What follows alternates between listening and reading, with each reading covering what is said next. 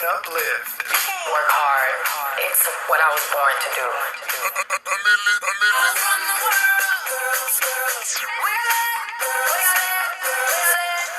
It's important for you to understand that your experience facing and overcoming adversity is actually one of your biggest advantages.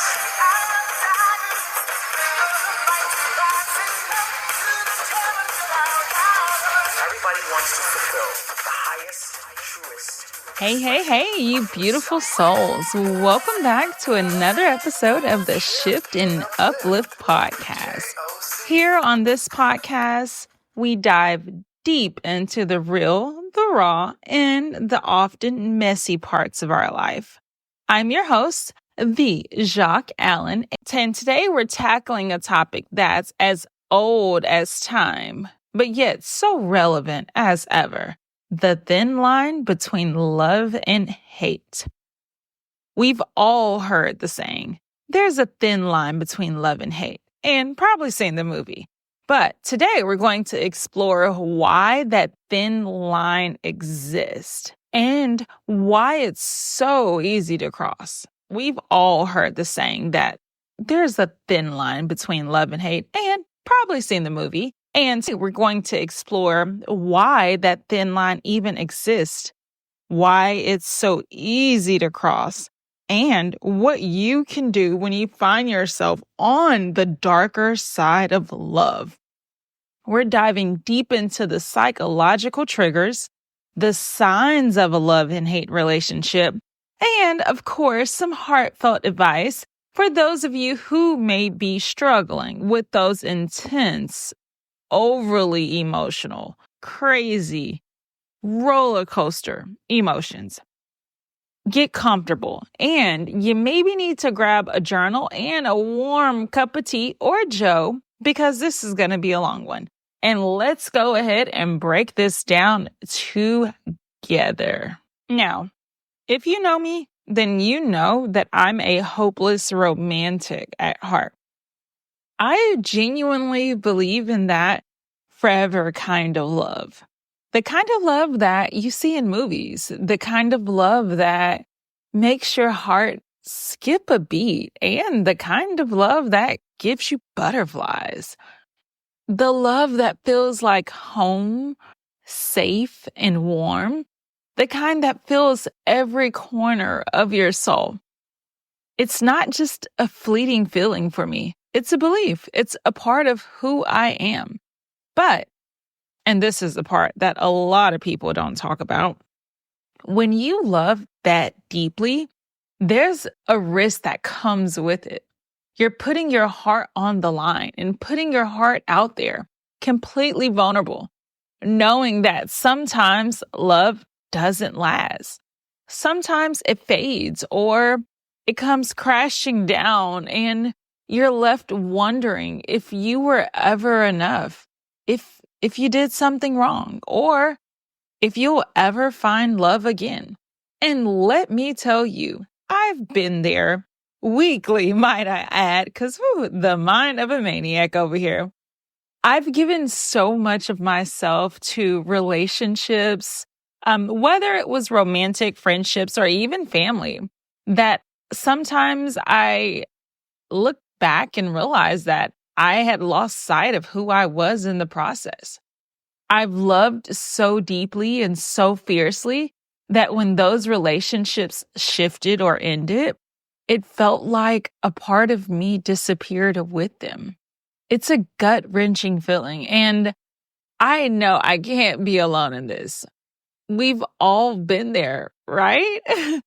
Wondering if we were enough or if we gave too much. But here's what I've learned over the years, and it's okay because you're not defined by how others treat you.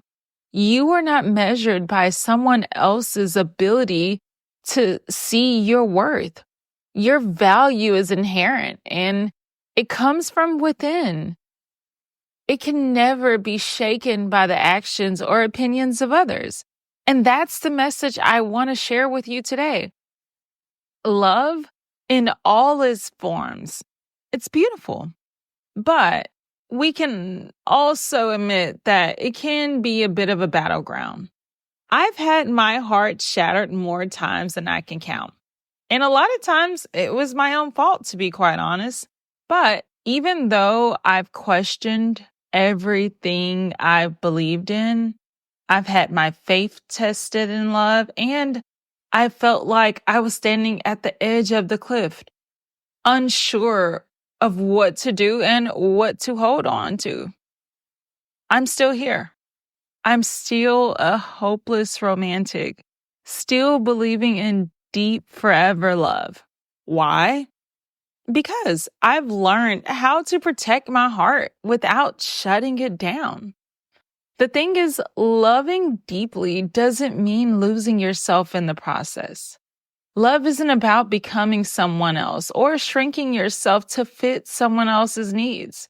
True love, the kind of love that I believe in, is about two whole people coming together, each bringing their own worth and their own value to the table, creating something even more magical and more beautiful together. And here's the hard truth. Sometimes we need to draw boundaries to protect ourselves, to know our worth, and to stop letting people cross lines that we've set. This isn't about building walls around your heart or shutting yourself off from the world, which I might add that I'm completely guilty of.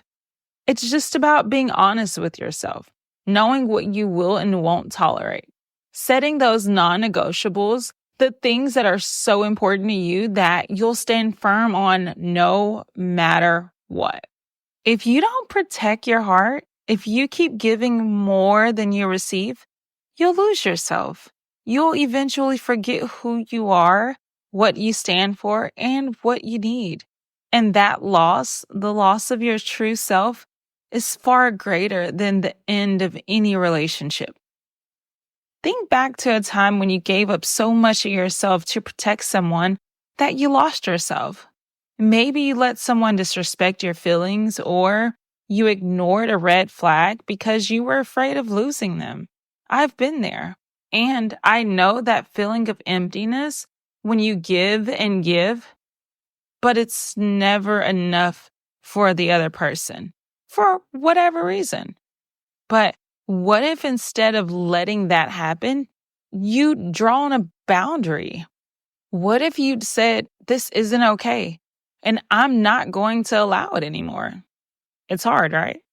It's painful and can be lonely. But let me tell you, you are worthy of love that honors you, that sees you for who you are, and the love that doesn't ask you to sacrifice yourself to fit someone else's mold. So I want to ask you something today. What are your boundaries? What are the things that are non-negotiable in your relationships? Are you honoring them, or are you letting them go because of fear or guilt, just to keep your person around? And do you stand up for yourself? Because, my friend, when you honor your own boundaries, when you say no to the things that don't serve you, you're saying yes to yourself. You're saying yes to your joy, your peace, and your worth. This isn't about being hard or closed off. It's about being open to the right kind of love. It's about knowing that when you are true to yourself, the people who are meant to be in your life will love you for exactly who you are, not for who they want you to be. And that, my friend, is the kind of love that we all deserve. The kind of love that doesn't require us to shrink ourselves, to dim our light, but instead, it allows us to celebrate us exactly the way we are.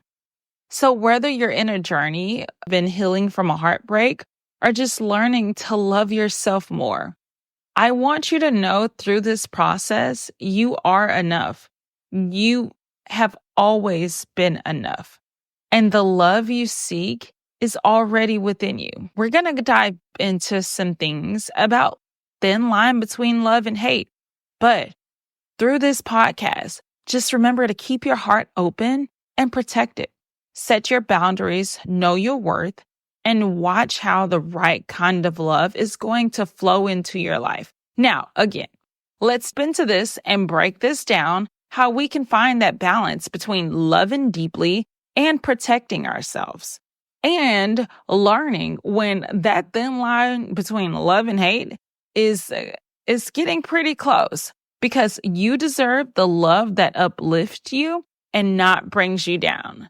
And we're going to explore, what does that even look like? Now, let's start with the basics. Love and hate. It's more connected than most people think. They really aren't true opposites. They're actually deeply related. Both are super passionate, emotional responses that can take over your mind and your heart.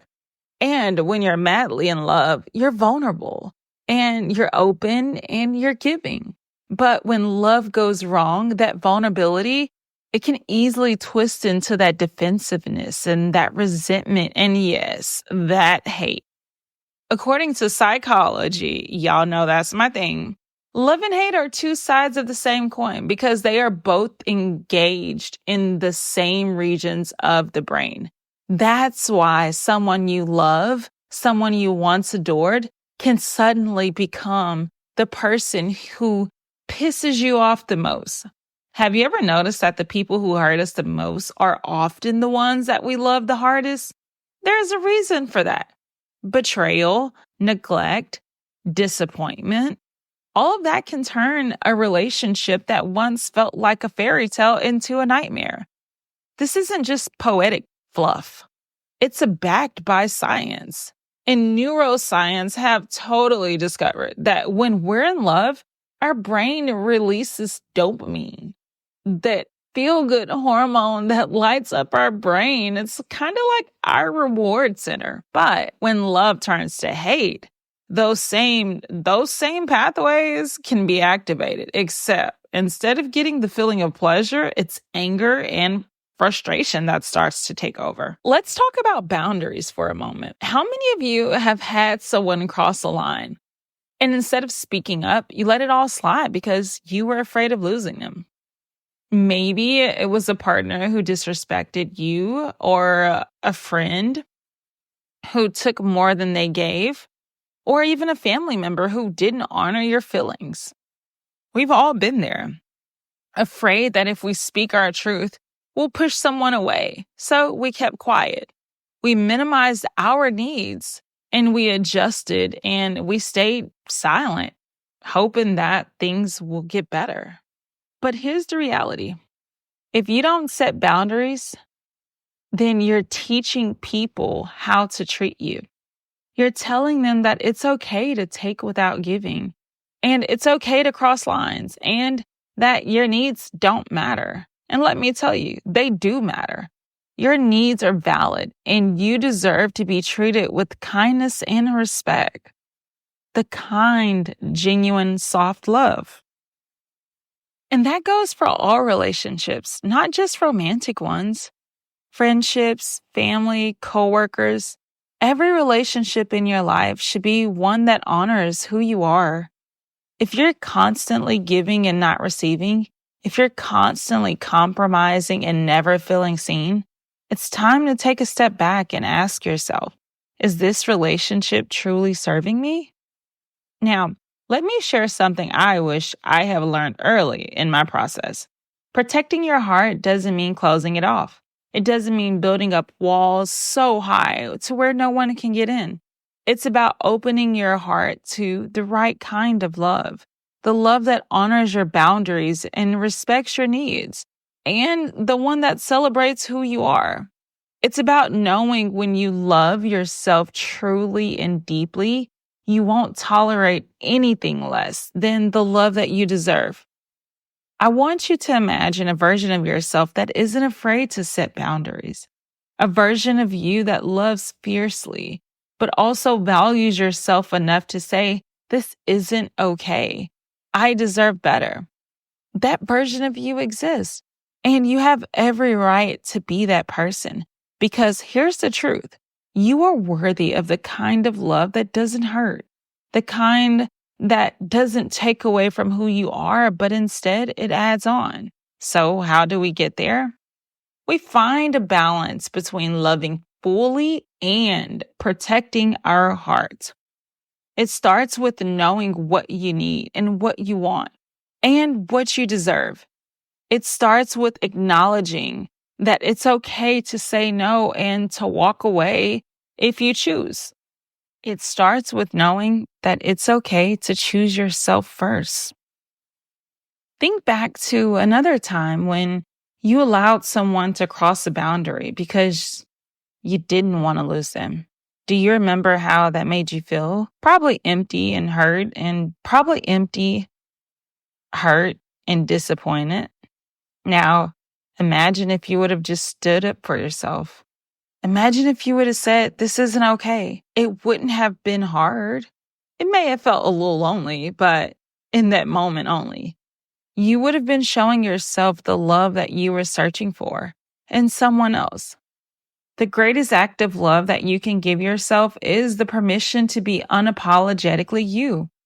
It's the courage to set boundaries, to walk away from what isn't right, and to hold out for the love that truly honors you. Now, I do want to shift gears a little and talk about the power of vulnerability. Loving deeply means being vulnerable. It means showing up as your authentic self, even when it's scary and even when it means that you may get hurt. Vulnerability is not weakness. It's a strength. It's my superpower. It's the ability to say, "This is who I am, take it or leave it." And if someone chooses to leave, that's okay. It's not a reflection of your worth. It's simply an indication that they wasn't right for you. I've had a lot of moments in my life when I've been completely vulnerable, too vulnerable to some, when I've laid my heart on the line and I've been rejected or hurt or disappointed, but I don't regret those moments because being vulnerable, while I was being vulnerable, I was true to who I was, true to myself. And I was honest about my feelings, my desires, and my needs. And even if it didn't work out, I was still so proud of myself for being myself and showing up authentically. So if you're listening to this right now and you've been holding back, afraid to be vulnerable, afraid to show the world who you really are, this is your permission to let go of that fear. Be vulnerable and be open and be honest, because being that for the right person, they will appreciate you for who you are, and they will see you, and they will love you for who you are. As we move forward in this conversation, I want to make it clear that love is not about perfection. It's not about finding someone who checks every box, or it's not about having a relationship that's free of challenges. It's about finding someone who's willing to do the work with you, who's willing to show up with you, communicate with you, and grow together. It's about building something that's real. Even if it's not always perfect, it can be perfect for you guys. I want to speak to those of you who kind of may be feeling a little clouded or jaded or guarded. Maybe if you've been hurt one too many times and you're wondering if it's even worth it to open up your heart again. And let me tell you, it is. Love is always worth it. But this time, do it differently. This time, go in with your eyes wide open, with your heart protected and your boundaries, and go in it with a clear mindset. Now, when it comes love to hate, woo-hoo child. This is some of the main reasons I feel that love turns to hate. If you're nodding along with any of these, then guess what? You're not alone. Betrayal. This is the ultimate relationship killer. Whether it's infidelity and cheating, broken promises, or even a breach of trust, betrayal shatters the safety net of a relationship. The person who once made you feel safe now feels like a threat. And that's when love can turn to rage. Betrayal is not just about what the other person did. It's about how their actions violated who you are and your sense of safety and your sense of worth. Neglect. Love needs nurturing, just like a plant. When one person or one partner feels ignored or undervalued, that sense of being neglected can slowly fester into resentment. You can start to hate them. And it may start with small things like missed date nights or for maybe they forgot the anniversary. But over time, neglect feels like an emotional abandonment, and it leads to a love that becomes sour. Incompatibility. Oh, jeez, this word makes my butt itch. At the beginning of a relationship, we often overlook the differences because we're so caught up in the thrill of love. But over time, those tiny differences, it can grow into major incompatibilities. Maybe the person that you're with, your partner, their values or habits or lifestyle choices don't align with yours. And suddenly you're looking at the person that you love, wondering, how did you ever make this work in the first place? All I'm going to say is been there, done that. I'm going to leave that at that. Conflict, unresolved conflict. Conflict is normal. Avoiding conflict is a recipe for disaster. Letting issues go unresolved, it doesn't make them disappear. It just pushes them to the back of your mind where they're going to turn into a ticking freaking time bomb. One moment you're holding back to keep the peace, and the next you're blowing up over the smallest thing, because it's never really about one small thing, is it? Now, how do you know if you're in a love-hate relationship? How can you tell? Here's some signs I would say to watch out for. Extreme highs and lows. One minute you're completely head over heels, and the next you're in a screaming match over the tiniest disagreement. This kind of emotion whiplash is a super huge red flag. Jealousy and possessiveness. There's a fine line between being protective and being possessive. If you or your partner are overly jealous, it may be because deep down, there's a fear of betrayal or loss of control. On and off again patterns? Yee. Breaking up and getting back together multiple times isn't a sign of a healthy, resilient relationship. It's a sign that something fundamental is not working. And if you're doing it, you're one of those people. That's not normal. Control your emotions. Mixed feelings. You don't know if you want to stay or you want to go. You may feel relieved when they're not around, but you also miss them intensely when they're gone. This is the kind of emotion that's emotionally exhausting, and it's a sign that you're in a love-hate dynamic. Now, when it comes to tips for those people who actually want to stay until you hate them, and let me elaborate on that. Some people believe that you stay until you hate them so you won't do it anymore and you won't circle back. For whatever reason, you don't know how long that's going to take. So it could take a month, it could take a year, it could take 3 years before you hate them. But hey, I'm not judging. So if you are one of those people who wants to stay until the love fade, if you find yourself in a love-hate relationship, at least for now, here are some strategies that I would suggest if this is your route to help you navigate this storm. Clear communication. The first step to solving any issue is to talk about it. Set boundaries for what's okay and what's not, and be clear about how certain actions may make you feel. Don't let resentment build because you're too afraid to speak up. Practice empathy. Try to put yourself in your partner's shoes. Why may they be acting this way? What's the reason behind some of their actions? And sometimes understanding the why, it can soften the impact a little, of what's going on and what's happening. Choose your battles. Not every single issue needs to turn into confrontation. Pick what really matters to you and let the small stuff go. If every disagreement turns into a fight, it's going to explode what's left of the love you have. And seek therapy. Couples therapy isn't just for those who are on the brink of divorce. Sometimes a therapist really can help both of you and help both of you see the relationship more clearly and offer tools to improve it. Don't wait until things are at their worst to get help. Now, for those of you who are a passionate lover and want to keep the peace, and you want to leave before love turns to hate, here are my 4 steps that I would say to do. Okay? Plan your exit. Child, plan your exit. Think about what leaving would look like. Are you financially there, emotionally ready, and practically, genuinely? Are you really, truly, honestly ready to walk away?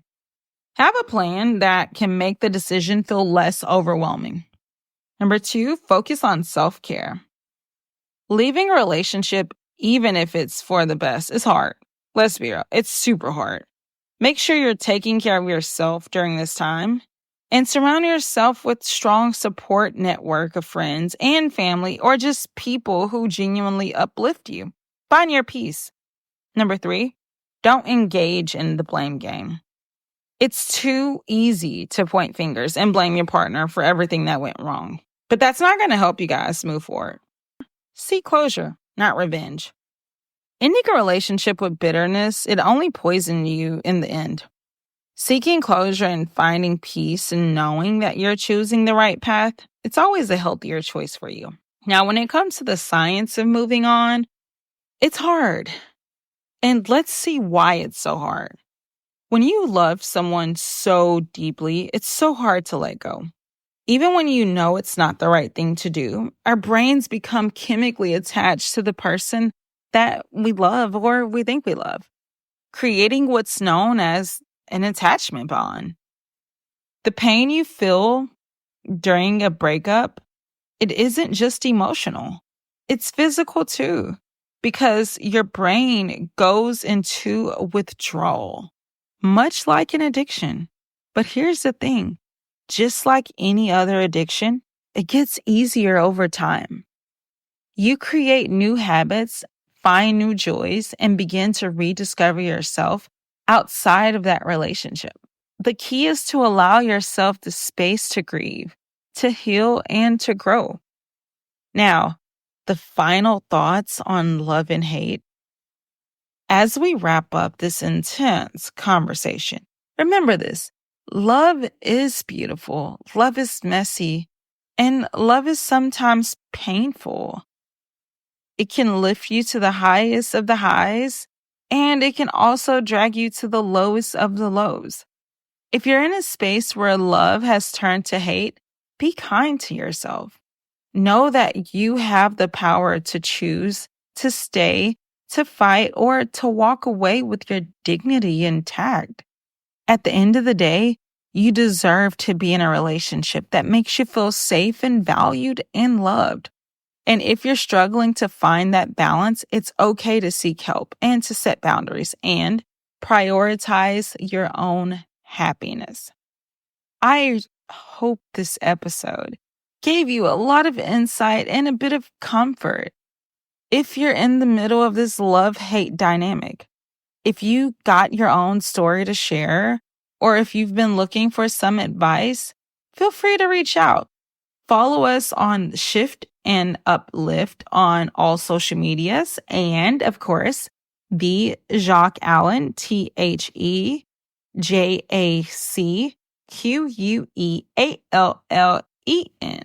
I would love to hear from you guys. Until next time, keep shining, stay uplifted, and always choose yourself first. Don't forget to like, subscribe, and share this episode with someone who you feel may need to hear it. And if you super love me, please leave a review. We need reviews. Remember, you're not alone on this journey. Sending you love. Bye.